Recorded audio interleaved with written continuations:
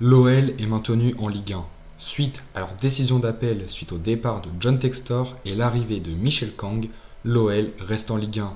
Mais l'heure n'est plus à faire la fête quant au maintien du club français. Si le club veut rester stable financièrement, l'OL doit vendre. Mais si le club veut rester compétitif, l'OL va devoir recruter. L'objectif de cette vidéo est de reconstruire l'Olympique Lyonnais à travers des arrivées de joueurs peu chers et avec un bon potentiel. Yo l'équipe, c'est Ruscard, j'espère que vous allez tous très bien. Aujourd'hui, on se retrouve pour un nouvel épisode de Mercato Parfait. Et comme vous l'avez compris, on s'attaque aujourd'hui au Mercato Parfait de l'Olympique Lyonnais. N'hésitez pas à vous abonner, à liker et à commenter la vidéo, ça me ferait super plaisir. Je n'ai plus qu'à vous souhaiter à tous un bon visionnage. Avant de venir vous parler Mercato, bien évidemment, on va parler de l'entraîneur, en la personne de Paulo Fonseca. Paulo Fonseca, qui réalise du très bon travail à l'Olympique Lyonnais depuis le départ de Pierre Sage, est un adepte du 4-2-3-1. Il évolue dans un style de jeu qui est plutôt tourné extrêmement d'ailleurs vers l'offensive. Il accorde énormément d'importance à ses joueurs qui évoluent sur les côtés, donc ses latéraux et ses ailiers. Par exemple, ses latéraux, il attend d'eux qui viennent extrêmement apporter une solution en plus en attaque. Donc il attend des latéraux qui ont la capacité de faire des différences, qui possèdent un bon jeu de passe afin de pouvoir lâcher des bons centres sur les attaquants et de justement qui n'ait pas peur de venir monter en soutien avec les ailiers. En parlant des ailiers justement, Paulo Fonseca attend que ces ailiers justement viennent repiquer plutôt vers l'intérieur afin de créer des décalages et de laisser des espaces pour les latéraux qui viennent les aider. Donc ces deux postes sont complémentaires. Et le dernier poste le plus important dans le jeu de Paulo Fonseca, même si tous les autres ont leur utilité, c'est le poste de milieu offensif. Donc voilà, que des postes qui sont plus tournés vers l'avant. Le poste de milieu offensif pour Paulo Fonseca, c'est tout d'abord, déjà, il utilise plutôt ce poste-là comme un faux neuf, un attaquant limite, un attaquant bis qui va venir participer, lui par contre, à la création du jeu, qu'on verra plus participer dans les jeux de passe, qui d'ailleurs va beaucoup revenir au pressing, qui va être à la récupération du ballon pour venir étouffer les défenseurs. C'est les trois postes les plus importants en tout cas de Paulo Fonseca et on va essayer un peu de s'y coller pour ce mercato parfait. Donc nous revoilà avec l'effectif lyonnais. On a 4 gardiens de but, 8 défenseurs, 8 milieux de terrain et 4 attaquants. Donc tout d'abord, au niveau des gardiens de but, nous avons Lucas Perry, Rémi Descamps, Mathieu Patouillet et Justine Benguy qui sont tous les deux formés au club. Bien sûr, je tiens à vous préciser, l'OL est un grand centre de formation. L'OL est l'un des meilleurs centres de formation de la France. Et justement, on va miser dans ce mercato parfait un petit peu sur la formation lyonnaise. Comme ça nous évitera de faire de trop grosses recrues, de dépenser du budget dans des salaires ou encore des budgets au niveau des joueurs à acheter, donc du budget de transfert. Donc justement, sur ce mercato, je vais vous citer quelques joueurs formés à l'OL sur lesquels je vais compter, plutôt dans un rôle de rotation, parce que je ne pense pas qu'ils aient tous le niveau. Donc pour vous en citer quelques-uns, on a Mathieu Patouillet, Justine Benguy, Achraf Lahaziri, Islamdine Khalifa également, et Enzo Molewe. Il y a également d'autres joueurs très prometteurs dans cet effectif qui ne sont pas formés à l'Olympique Lyonnais et sur lesquels je pense pouvoir compter sur la saison prochaine. Donc on a justement Mahamadou Diawara qui sort d'un prêt très intéressant du côté du Havre, mais également Taner Tessman que j'ai trouvé assez irrégulier cette saison et je trouve qu'il devrait peut-être avoir un peu plus de temps de jeu avec l'Olympique Lyonnais la saison qui arrive. Et bien sûr on a également Ernest Nouama et Georges Mikotadze qui ont des très bons potentiels. Je parle pas de certains joueurs, c'est peut-être parce que je compte les vendre. D'ailleurs vous devez peut-être remarquer qu'il doit manquer certains joueurs. C'est les joueurs que j'ai vendus et je vais vous les présenter tout de suite. Il y a tout d'abord les départs officiels donc d'Alexandre Lacazette, de Nicolas Tagliafico, de Yoann Le Penant, d'Amin Sarr, de Saïd Benrahma et de Ryan Cherki. Au total, le club a environ gagné 50 millions d'euros avec ces ventes qui ont déjà été officialisées. Mais bien sûr, je vais ne pas m'arrêter à ces joueurs-là. L'OL doit vendre et aux alentours de 100 millions d'euros. On est déjà limite à la moitié et je pense que je vais quand même dépasser un petit peu ce montant afin qu'on puisse également avoir une bonne marge, on va dire, comme ça on pourrait dépenser justement derrière dans le mercato.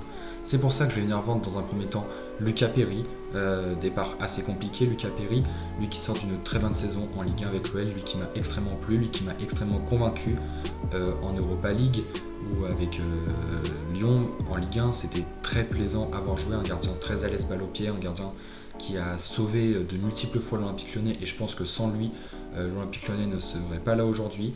Il touche seulement 900 000 € par an à l'Olympique Lyonnais, donc c'est l'un des plus petits salaires de l'effectif. Donc il n'y a pas trop de compréhension de pourquoi je vais le vendre, mais si je vais le vendre, c'est parce qu'il est déjà annoncé sur le départ. Lucas Perry devrait signer dans un club qui soit turc ou anglais, si je ne me trompe pas, et une somme de 15 millions est évoquée. Or, l'Olympique Lyonnais en demande 25 millions, et je pense que c'est sa véritable valeur à Lucas Perry qui sort d'une énorme saison. En plus de ça, il possède une bonne marge de progression, donc c'est pour ça que je vais venir le vendre pour 25 millions. On va également aller vendre Rémi Descamps, qui sort d'une saison assez compliquée. J'en ai parlé dans mon mercato parfait du Havre, donc je ne vais pas m'attarder sur le sujet, même si bon, le Havre a déjà signé Moridio et Lionel Mpassi, mais bon, Rémi Descamps, je pense que son avenir en Ligue 1 va s'écrire loin de l'Olympique Lyonnais. Comme vous devez le penser également, du coup, on va avoir Mathieu Patouillet et Justin Bengi en gardien numéro 2 et 3, et on ira chercher un gardien titulaire. Au niveau des joueurs un petit peu, on va dire, moins utiles à l'effectif, je vais venir vendre Adrielson pour 2 millions d'euros, Paul Akuoku pour, si je ne me trompe pas, je regarde, 400 000 €, et après, deux autres joueurs, Aurel Mangala pour 15 millions d'euros, lui qui fait partie des grandes magouilles de John Textor. Il sortait d'une saison assez compliquée, n'empêche, à Nottingham. Il a signé à l'Olympique Lyonnais, on a vu qu'il n'avait même pas les jambes, il n'avait pas le niveau. Il a fini prêté à Everton du côté de la Première Ligue, où là aussi ce fut un prêt assez compliqué pour lui. Et donc autant le garder, autant le vendre, justement, lui qui a encore une bonne valeur marchande. Donc je pense qu'un transfert à 15 millions serait intéressant pour l'Olympique Lyonnais. Et on a également le départ de Saël Koumbedi, un joueur très prometteur du côté de Lyon. Malheureusement, il peine à confirmer, on voit qu'il a de l'envie, on voit qu'il a du potentiel, mais c'est qu'à certains petits moments. Donc je pense que le vendre pour 10 millions d'euros serait intelligent de la part de l'Olympique Lyonnais, lui qui pourrait gagner de l'argent sur un joueur qui performe très peu et les réinvestir sur un autre jeune latéral droit. C'est justement ce que j'irai chercher, un jeune latéral droit pour venir remplacer Saël Koumbedi. Je vais venir également me séparer de deux cadres au milieu de terrain, donc Nemanja Matic et Jordan Verretou, pour les deux combinés pour 5 millions d'euros. Je vais vendre les deux joueurs en même temps, parce que les deux ne valent pas 5 millions d'euros, enfin je pense que vous avez compris. Mais voilà, c'est des joueurs, surtout Matic, qui a bien performé à l'Olympique Lyonnais, mais avec Verretou, les deux ont un énorme salaire. Il n'y a pas trop de garantie d'avenir et donc justement je préfère les vendre immédiatement tant qu'ils ont encore de la valeur. On économise leur gros salaire et de toute façon c'est ce qui est prévu. Il est annoncé, les deux joueurs sont annoncés sur le départ parce que Michel Kang, si je ne me trompe pas, l'a dit sur je ne sais plus quelle chaîne, mais qu'il devait y avoir pas mal de départs et ces deux-là étaient cités. Je vais venir également vendre deux joueurs et donc Chalet Tassar va quitter l'OL. L'un des joueurs les mieux payés de l'effectif, mais l'un des moins performants. C'est un joueur très irrégulier, que j'aime pas trop, assez brouillon comme joueur, n'empêche, c'est un joueur qui me frustre pas mal parce qu'on sait qu'il a du niveau, on sait qu'il a du potentiel, mais il arrive où il a peut-être pas envie justement de l'exploiter. À Lyon, c'était un échec, totalement, je trouve, pour moi, c'est un joueur très moyen, et je pense que venir le vendre pour 5 millions d'euros, on économise son salaire et on regagne de l'argent derrière. Au lieu de le voir partir libre, je préfère le vendre tout de suite. Et le dernier départ, vous devez vous en douter, j'en ai pas encore parlé maintenant, Malik Fofana, 50 millions d'euros je vais le vendre. Donc là vous pouvez imaginer la somme auquel on a vendu. Je pense qu'on est déjà aux alentours de 150 millions. Mais voilà, j'ai vendu donc Malik Fofana pour 50 millions d'euros, lui qui est déjà courtisé par des clubs comme Liverpool, Chelsea ou Newcastle. Il sort d'une magnifique saison à l'Olympique Lyonnais, l'un des cadres offensifs de cette équipe. Et je pense que malheureusement l'OL n'a pas trop le choix de venir le vendre, comme ça renfloue les caisses du club, même si sportivement c'est une énorme perte pour l'Olympique Lyonnais, mais je pense qu'on va aller chercher à bien le remplacer. Donc on voit maintenant l'effectif de cet Olympique Lyonnais justement, avec tous les joueurs qui ont quitté le club. Donc par exemple Mathieu Patouillet, Bengi, gardien numéro 2 et 3. On a Clinton Mata qui est passé défenseur central. Donc on va chercher 2 défenseurs centraux à recruter. On va chercher 2 latérales droits. J'en ai prévu un justement, un jeune de l'information lyonnaise que je vais venir promouvoir en équipe 1. Un latéral gauche qui peut s'adapter au style de Luis Castro. Un milieu défensif, un milieu central. 3 milieux offensifs, vu que c'est l'un des postes où on est le moins fourni à l'Olympique Lyonnais dans le jeu de Luis Castro, c'est très important. L'année dernière, on avait Thiago Almada, mais le club ne l'a pas prolongé, le club ne l'a pas gardé, parce que justement, il coûte trop cher, et avec les finances actuelles, on ne pouvait pas se permettre. Et bien sûr, le poste où vous verrez où il y a peut-être le plus de recrues, c'est le poste d'attaquant, avec un ailier gauche, 2 ailiers droits et un BU. On va donc pouvoir désormais passer aux achats de joueurs. Avant justement de vous parler de mes véritables recrues, je vais d'abord vous parler de 2 joueurs que je vais promouvoir. Theo Barisic, latéral droit, capitaine de l'équipe B de Lyon, qui sort de très belles performances. Il a connu d'ailleurs sa première apparition en Ligue 1 l'année dernière. Et je vais venir aussi promouvoir Alejandro Gomez, qui est arrivé l'année dernière en provenance de Southampton. Il sort de belles performances avec l'équipe réserve. Et je pense que ces 2 joueurs peuvent avoir une véritable place à jouer du côté de l'Olympique Lyonnais. C'est pourquoi je vais tous les 2 les mettre, on va dire, dans cet effectif avec d'autres joueurs formés au club comme Patouillet, Bengi, Laziri ou encore Ali Faye Molébé. Donc je pense miser sur la formation lyonnaise, ça pouvait être très intéressant pour ce mercato lyonnais. Ma première recrue sera donc au poste de gardien de but et je vais venir chercher Kyle Scherpen. Il est âgé de 25 ans et il évolue à Brighton. Gardien très prometteur néerlandais, il a eu du mal à confirmer depuis son arrivée en 2020 de Brighton, où il a enchaîné les prêts, que ce soit à Ostend, au Vitesse Arnhem ou encore à Sturm Graz. Il a totalisé au total très peu de matchs en équipe première avec Brighton, un seul. Et cette saison 2024-2025, il a été très performant avec 40 matchs joués, 55 buts encaissés et 8 clean sheets. Donc du coup pour l'équipe de Sturm Graz en Autriche. Son contrat à Brighton court jusqu'en 2026, donc une offre de transfert à 5 millions d'euros pourrait intéresser Brighton au lieu de perdre le joueur librement. L'OL pourrait lui offrir un rôle de titulaire ou un rôle en concurrence avec Mathieu Patouillet, qui je pense a un véritable avenir du côté de l'Olympique Lyonnais. Donc c'est un gardien que j'aime beaucoup justement de par son physique. Alors c'est un gardien très imposant car le joueur fait 2,3 m, donc j'aime bien les gardiens de grande taille qui peuvent être très imposants dans les airs, très imposants, qui peuvent limite rien qu'à leur vue faire peur à certains attaquants. Et je trouve que c'est une bonne opportunité de marché. C'est peut-être pas l'un des meilleurs gardiens qu'on aurait pu chercher. De base, sans vous mentir, je voulais chercher Aaron Ramsdale en prêt avec option d'achat, mais c'était un peu trop cher, et puis même au niveau du salaire. Donc je pense que là, l'OL a un bon coup à jouer avec Kyle Scherpen, qui a déjà côtoyé l'Europe. Donc comme ça, on peut le faire jouer en Europe, et à la rigueur, tu fais jouer Mathieu Patouillet en Ligue 1 afin de venir le développer. Mais je pense que voilà, Kyle Scherpen a tout pour être une bonne recrue du côté de l'Olympique Lyonnais.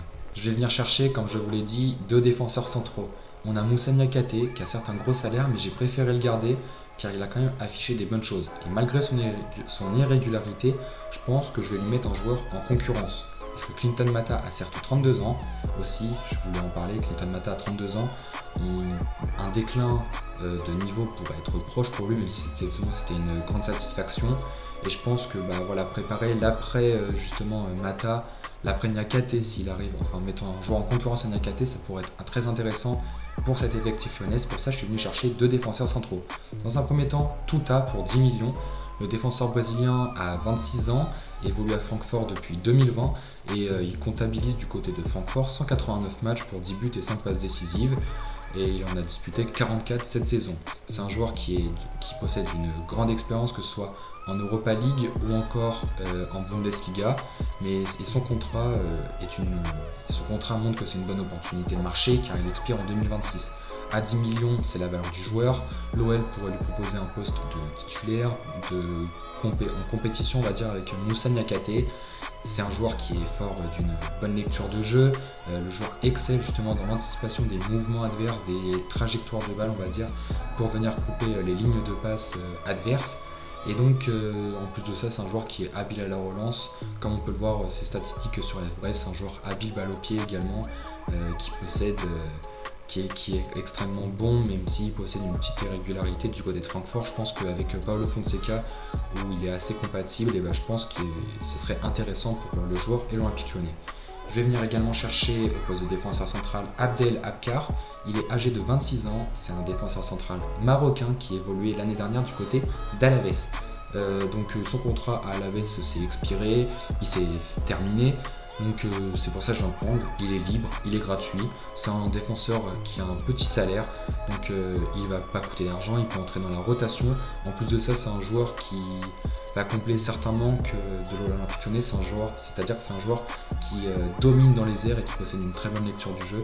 Je me rappelle d'un match de lui contre le FC Barcelone où il avait été extrêmement bon et c'était l'un des rares joueurs qui ne s'était pas dégonflé face au FC Barcelone. C'est là aussi l'une de ses qualités, c'est un joueur qui ne se dégonfle pas, qui n'a pas peur de l'adversaire, là où certaines équipes pouvaient avoir un petit peu peur de l'équipe en face et ils vont céder justement aux autres équipes. Abdelabkar, lui, avait sorti de très grosses performances contre de très grosses équipes de Liga, que ce soit l'Atlético Madrid, le Real ou encore le FC Barcelone. C'était l'un des meilleurs de son équipe en tout cas, et c'est pour ça que je viens prendre ce joueur qui a extrêmement de caractère. En plus de ça, si ça ne fonctionne pas, on peut le vendre l'année prochaine et on en gagnerait de l'argent, lui qui serait venu du coup pour 0 €. Mon latéral gauche titulaire, ça va être Kyle Walker-Peters. Il est libre, donc un autre joueur qui va coûter 0 €. C'est un défenseur latéral droit anglais de 28 ans et je le positionne latéral gauche, lui qui a disputé une cinquantaine de matchs à ce poste. Si je le mets latéral gauche au lieu de latéral droit, c'est parce que Ainsley Maitland-Niles a très bien performé à ce poste de latéral droit, donc je vais venir mettre Kyle Walker-Peters de l'autre côté. Il est libre après son contrat du coup qui s'est terminé du côté de Southampton. Il sort d'une saison à 36 matchs de Première Ligue et qui a été d'ailleurs du coup très compliqué collectivement avec Southampton. On sait qu'ils ont battu le record, je crois, de la pire équipe de l'histoire en Première Ligue. Et à l'heure où je tourne, donc on est le 14 juillet, il n'y a encore aucune rumeur de transfert par rapport à Kyle Walker-Peters. Pourtant, je trouve que c'est un joueur qui a de très bonnes qualités, qui possède un très bon apport offensif. Donc c'est un joueur qui pourrait s'imposer du coup sous Paulo Fonseca. Lui qui va énormément vers l'avant, d'ailleurs il a été pas positionné pendant un petit temps en tant que milieu droit, il a eu des postes un petit peu plus offensifs, un peu plus poussés vers l'avant, donc il aura justement cette expérience d'aller vers l'avant. Quand on voit sur ses stats sur FBref, en plus de ça, c'est un joueur qui va énormément vers l'avant. On voit ses progressive carries, donc c'est quand il a le ballon dans les pieds, on va dire, il aime bien le porter jusqu'à très haut au terrain, et puis également au niveau de ses passes, au niveau de sa qualité de centre, c'est un joueur qui a une très bonne qualité de passe, une très bonne vision du jeu. C'est un joueur qui est énergétique, qui vient donner de l'envie, qui se la donne justement pour le club dans lequel il est. Et en plus de ça, il a vécu une mini expérience en Europe avec Tottenham, le club où il a été formé justement. Et je trouve que c'était une bonne opportunité pour Lyon de venir le chercher. Je vais venir également au poste de latéral droit chercher une doublure à Ainsley Maitland-Niles, un remplaçant à Selkoum Bedi qui coûte extrêmement moins cher et qu'un petit salaire, c'est Terence Koudou, le latéral droit de Pau en Ligue 2, qui est un joueur que j'apprécie vraiment, de par sa précocité d'ailleurs à s'imposer dans un effectif professionnel. On sait qu'en ce moment ça arrive de plus en plus, mais Terence Koudou a commencé il y a déjà 2 saisons à l'Olympique avec Pau, où il est d'abord en prêt, puis après un achat, et cette saison il est encore confirmé du côté de Pau. Donc c'est un joueur qui est très peu exposé, qui a un contrat qui se termine en 2026. Il est estimé à 2 millions d'euros et je pense que de base Pau pourrait en demander 4 millions à peu près pour ce latéral droit très prometteur. Sauf que du coup avec la fin de son contrat, je pense qu'on peut vraiment aller le chercher à moindre prix. Donc je vais venir le chercher pour 2 millions d'euros, lui qui a déjà confirmé son talent du côté de la Ligue 2. Du coup dans ma hiérarchie au poste de milieu défensif, de milieu central on va dire, j'ai Tessman en numéro 2, Alifa en numéro 3. Il me faut en numéro 1 au poste de milieu défensif qui peut venir de temps en temps. Et je vais venir prendre Joris Chotard. Alors en prêt avec option d'achat, je vais vous expliquer pourquoi. Déjà, Joris Chotard est un milieu défensif de Ligue 1 de 23 ans. C'est un bon talent que la Ligue 1 a vu grandir, qu'il a côtoyé pendant de nombreuses années. Malheureusement, on connaît tous la triste saison de Montpellier, qui était très compliquée collectivement. Et malheureusement pour Joris Chotard, on sentait la fin de cycle arriver, lui qui devait signer il y a quelques années du côté du PSV Eindhoven. Donc je pense que ça aurait été une bonne opportunité pour lui, mais il est resté à Montpellier. Son contrat est jusqu'en 2027, mais un prêt avec option d'achat pourrait venir sécuriser l'OL d'une dépense trop forte. mais justement qui n'en vaut pas la peine. Si le joueur sort d'une saison compliquée, c'est un prêt avec option d'achat, je pense que c'est la bonne solution, parce que s'il ne performe pas cette saison-là, bah, du coup on peut le laisser retourner dans son club, alors que s'il performe, on peut venir lever cette option. Et je pense qu'avec Joris Schotter, c'est totalement ce qu'il faut faire, parce que du coup, si il sort une mauvaise saison, tu le prends en prêt, il performe pas, c'est pas grave, on le laisse repartir et il aura limite dépanné le temps de trouver un autre milieu défensif. Mais s'il performe, bah voilà, je pense qu'on aurait trouvé peut-être un après Tolisso du côté de l'Olympique Lyonnais. En tout cas, c'est ce que je suis venu préparer. Lui qui pourrait bien remplacer Aurel Mangala et Nemanja Matic. Au poste de milieu central, donc du coup il y a Tolisso en titulaire et je mettrai pour l'accompagner Mathias Delorgue. Alors Mathias Delorgue, c'est un jeune Belge de 20 ans. Il a brillé cette saison du côté de Genk avec 54 matchs disputés à 20 ans. Ce que j'apprécie encore, c'est quand Terence Koudou, c'est sa précocité à venir s'imposer dans un effectif professionnel. Et c'est un joueur qui est promis à un bel avenir avec un salaire peu cher. Le joueur représente une bonne opportunité financière, car honnêtement, je vous parle avec tout ce que j'ai vu de lui, c'est un joueur qui vaut 10 millions, je vais venir le chercher d'ailleurs pour 10 millions, mais dans 2-3 ans, c'est un joueur qui peut en valoir le triple, donc 30 millions d'euros, qui peut même en valoir qui peut avoir une énorme valeur marchande. C'est un joueur qui a un énorme potentiel, c'est un milieu de terrain qui possède un très bon jeu de passe, une très bonne vision du jeu, ce qui est idéal pour couper les lignes et venir trouver les ailiers, les latéraux qui viennent faire des appels justement pour Delorgue. C'est un joueur à 20 ans qui est déjà polyvalent, qui est déjà très mature. En polyvalence, ce que je veux dire, c'est qu'il peut évoluer dans plusieurs rôles, c'est-à-dire un milieu box-to-box, un milieu relayeur ou encore un milieu récupérateur. Il représente une vraie opportunité, que ce soit de marché ou d'avenir pour cet Olympique Lyonnais en reconstruction. Au poste de milieu offensif, il va falloir venir chercher à remplacer que ce soit Thiago Almada ou encore Ryan Cherki. Et c'est pour ça que je suis venu chercher un autre jeune joueur en la personne de Tobias Gulliksen. Il a 8 millions d'euros, c'est un joueur qui a un petit salaire encore une fois.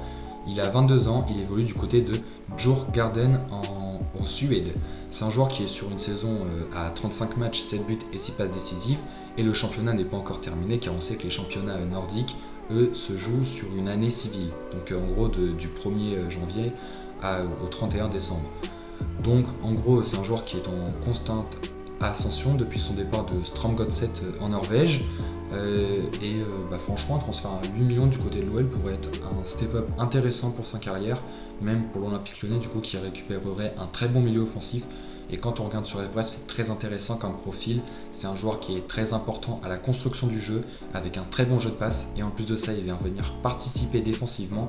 Donc il remplit toutes les coches, il remplit toutes les cases du style Fonseca et de l'Olympique Lyonnais pour venir justement la saison prochaine. J'ai également venir chercher en doublure un joueur un peu plus d'expérience, mais librement, Yanis Hadji. Donc voilà, toujours, on est le 14 juillet, personne n'a prévu de venir le chercher, et pourtant c'est un joueur qui a plein de qualités. C'est un joueur qui coche tout justement pour venir à l'Olympique Lyonnais. Il est libre, il a de l'expérience, c'est un profil compatible à Paulo Fonseca. À l'OL, il apporterait de la créativité au milieu. Par exemple, avec une petite stat, c'est 6 dribbles réussis en moyenne par match. Et il possède également cette expérience en Europe, lui qui a disputé de nombreuses Europa League. Et d'ailleurs, je crois qu'il avait fait une finale d'Europa League, si je ne me trompe pas, en 2020 ou 2021 avec les Rangers, qui avaient fait un magnifique parcours. Quand on regarde sur FBref, on voit que le joueur participe grandement en défense tout en ayant un apport offensif très important. Il est libre, il coche toutes les cases, c'est un bon remplaçant pour l'Olympique Lyonnais. Mon ailier gauche, il s'appelle Mike Trésor, il a 26 ans, c'est un ailier belge, un petit peu un Malik Fofana. Il sort d'une saison, de deux saisons compliquées en Angleterre avec Burnley. C'est un joueur qui possède une excellente vision du jeu et un très bon jeu de passe. Je me rappelle encore de sa saison en 2024. En 2022-2023, à 24 passes décisives et 8 buts en 35 matchs, donc il y a 2 ans, voilà. Je suis sûr que dans un bon contexte, dans un style adapté à son jeu, et surtout dans le jeu de Fonseca, il pourrait retrouver de la forme du côté de l'Olympique Lyonnais. Une somme à 5 millions d'euros, donc sa valeur marchande, pourrait être acceptée à Burnley, et Lyon gagnerait un ailier très technique, très vif, qui a une énorme capacité à se montrer décisif. et qui d'ailleurs justement quand j'ai pu regarder quelques vidéos de lui, c'est un joueur qui a également cette tendance à repiquer vers l'intérieur pour venir trouver des bonnes lignes de passe dans l'axe. Donc il a tout pour être la recrue parfaite pour moi au poste d'ailier gauche. Au poste d'ailier droit, je vais venir chercher deux joueurs. Dans un premier temps, je vais passer par le remplaçant, un joueur d'expérience, Dusan Tadic. Il est libre, il est âgé de 36 ans, il sort d'une bonne saison à 53 matchs pour 13 buts et 18 passes décisives, toujours en forme et sans club, l'Olympique Lyonnais pourrait lui offrir un dernier contrat, lui qui pourrait toujours se servir de toute son expérience pour venir encadrer le joueur dont je vous parlerai après, l'autre joueur qui a un énorme potentiel. Mais en tout cas voilà, si je viens le prendre, c'est simple, il a 36 ans, il nous sort encore une très belle saison du côté de Fenerbahçe. Je pense qu'il a certes un salaire très cher, mais pour venir encadrer justement cette jeune attaque lyonnaise, je pense que c'est la recrue qu'il faut à l'Olympique Lyonnais.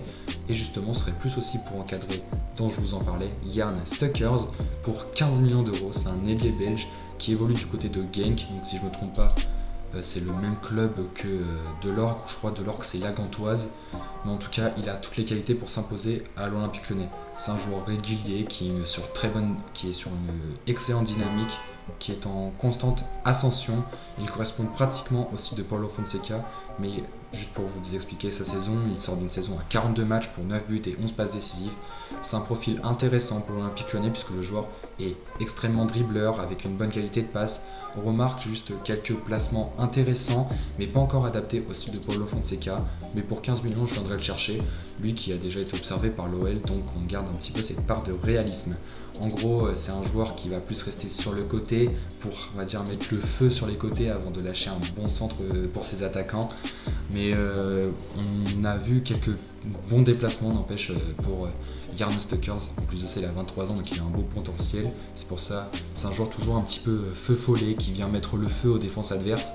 Et ça, c'est toujours un petit peu cette part de créativité qu'il faut gagner, qu'il faut garder à l'Olympique Lyonnais. C'est ce qu'on avait avec un Ryan Cherki, un Malik Fofana. C'est ce qu'on pourrait retrouver justement avec Jarn Stuckers à 15 millions d'euros. Lui qui, si je ne me trompe pas, a déjà aussi rapidement connu l'Europe avec Genk cette saison. Donc je pense qu'il a tout pour être une très bonne recrue. Ma dernière recrue, c'est un joueur pour venir concurrencer Mikotadze. Mikotadze qui sort d'une belle saison, mais je pense qu'on peut toujours en tirer mieux. Et je pense qu'avec une concurrence avec un joueur d'expérience, ça pourrait être très intéressant justement pour George Mikotadze. C'est pour ça que je vais venir vous chercher Enes Ünal. C'est un attaquant turc de 28 ans et Enes Ünal évolue actuellement du côté de Bournemouth en Première Ligue. Il sort d'une saison à 17 matchs pour 2 buts et 11 passes décisives. Certes, cette saison, il l'a passé blessé, mais laissez-moi vous expliquer d'abord pourquoi je viens le prendre. Alors, c'est un joueur justement qui s'est contenté cette saison d'être un joueur en remplaçant, en sortie de banc, mais pourtant, c'est un joueur qui mérite une place, une véritable place dans un club de haut niveau. En Liga, que ce soit avec Retafe, Valladolid, Villarreal, c'était un très bon attaquant, comptabilisant 201 matchs pour 52 buts. Bournemouth pourrait envisager de le vendre en plus de ça pour financer d'autres recrues. On sait que Bournemouth a un très gros projet justement du côté de la Première Ligue qui d'ailleurs commence à bien fonctionner. Et Enes Ünal, je pense qu'il n'en fait plus partie, lui qui est très peu utilisé en plus de ça. D'où un prix à 10 millions d'euros. L'OL il pourrait apporter une concurrence solide à Mikotadze tout en étant un profil de un joueur c'est un finisseur on va dire très mobile qui bouge un peu partout sur le terrain. Il est capable de jouer en pivot ou en appui. C'est un joueur qui possède donc du coup une bonne qualité de passe, c'est un joueur qui a une très bonne finition devant le but et je pense qu'une offre à 10 millions d'euros serait un investissement raisonnable pour venir renforcer l'attaque, lui qui est barré par la concurrence du côté de Bournemouth. On peut penser justement à Evan Nilsson, j'ai pas d'autres joueurs justement du côté de Bournemouth, mais voilà, Dango Ouattara, Justin Kluivert, des joueurs qui pourraient évoluer justement à son poste. Il est totalement barré, il ne joue plus et je pense qu'il a tout pour être un joueur important de cet effectif lyonnais. Ok, donc nous voilà avec cette équipe de l'Olympique Lyonnais. J'ai pu regarder quelques sources et j'ai trouvé que l'Olympique Lyonnais l'année dernière, la masse salariale totale du club, donc avec tous les autres joueurs, était à 76,4 millions d'euros, ce qui était énorme. Pour vous expliquer, là actuellement, avec toutes les recrues qu'on a fait, on est à minimum 40,8 millions d'euros. Il y a juste 3 joueurs où je n'ai pas trouvé le salaire. c'est Gulliksen, Delorge et Stuckers, mais car c'est des joueurs qui évoluent dans des championnats assez faibles, donc que ce soit le championnat suédois ou les deux dans un championnat belge. Je pense que la masse salariale elle pourrait monter jusqu'à 43,5 millions à peu près, donc on a réduit limite de 30 millions la masse salariale de l'OL de l'année dernière, en dépensant très peu, en gagnant beaucoup d'argent justement avec toutes les ventes. Je crois qu'on a vendu à hauteur de 150 millions d'euros, un petit peu plus. Et je pense que si je ne me trompe pas, on a acheté à hauteur de 65 millions d'euros, si je ne me trompe pas. Donc voilà, je pense on s'en sort plutôt bien financièrement parlant. C'était n'empêche un mercato bon. Voilà, 65 millions c'est quand même assez cher, mais il y avait besoin de restructurer l'effectif. On a économisé 30 millions d'euros en termes de salaire.